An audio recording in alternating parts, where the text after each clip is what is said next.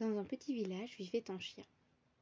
Ni beau ni fort, il ne pouvait garder les moutons et personne ne voulait le toucher craignant d'attraper une maladie. Pourtant, le chiot ne désirait qu'une chose, appartenir à quelqu'un. Il ne demandait ni paillasson duvet, ni buffet sans fin, mais simplement un humain à qui donner son amour et qui l'aimerait en retour. Mais le temps passait, et personne ne voulait de lui.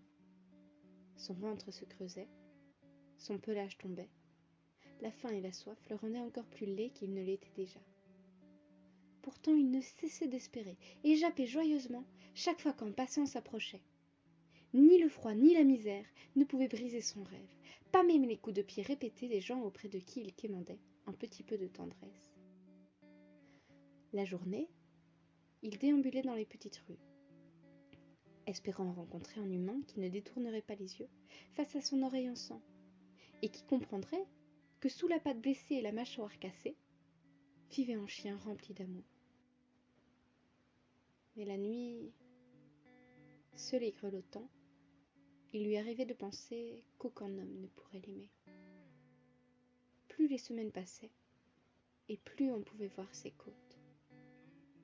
Du sang et des blessures parsemaient son corps, et petit à petit, ses yeux cessèrent de chercher après un compagnon dans ce monde qui ne lui avait infligé que souffrance. Un matin, alors que la cloche de l'église sonnait, il entendit la voix d'un enfant. Avec difficulté, il se releva pour le regarder. Un petit garçon au visage rieur et aux joues rebondies était accroupi en face de lui. « Bonjour, je m'appelle Hans. » Le chien dévisagea le garçon. Est-ce qu'il s'attendait à ce qu'il lui réponde?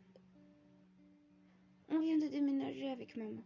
Elle dit que la terre est plus fertile dans cette région. Et elle s'y connaît. » Le cabot clopina près du marmot. Prudent, il approcha sa tête, aspirant à un mouvement de l'enfant. Son cœur lui sembla exploser quand enfin la petite main grasse vint le caresser. Exultant de bonheur, le chien oublia la douleur et se mit à sautiller en rond. Le galopin se leva alors et courut avec lui, riant à gorge déployée des petits bonds du quadrupède.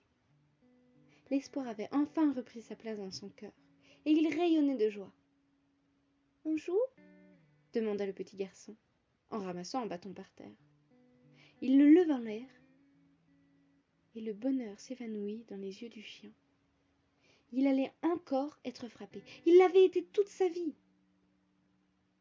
Un mélange de tristesse et de peur s'empara de lui. Et, ne voulant plus subir le courroux des hommes, il sauta sur le petit garçon, lui mordant le bras. Aussitôt ses crocs eurent-ils transpercé la peau, la bête ouvrit la gueule et partit en courant. Craignant pour sa vie, il accéléra. Son corps entier le faisait souffrir, mais il continuait, les bruits de pas du petit garçon résonnant dans son dos.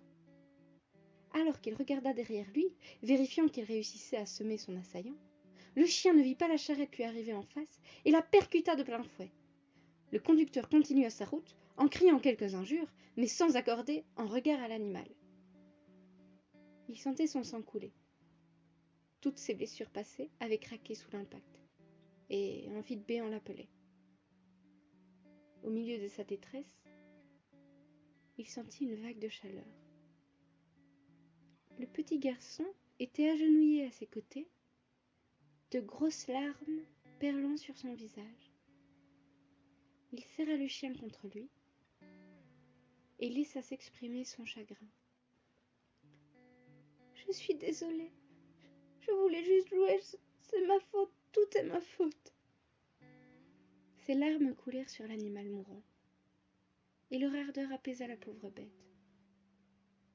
Roulée en boule, dans les bras du garçon, la souffrance ne pouvait plus l'atteindre. C'était tout ce qu'il avait toujours désiré. Juste un petit peu d'amour. Heureux enfin, il poussa un dernier cri de bonheur et partit dans un soupir. Il est difficile de voir la lumière quand le monde entier semble plongé dans le noir. Néanmoins, c'est dans les nuits les plus obscures que les étoiles scintillent le plus.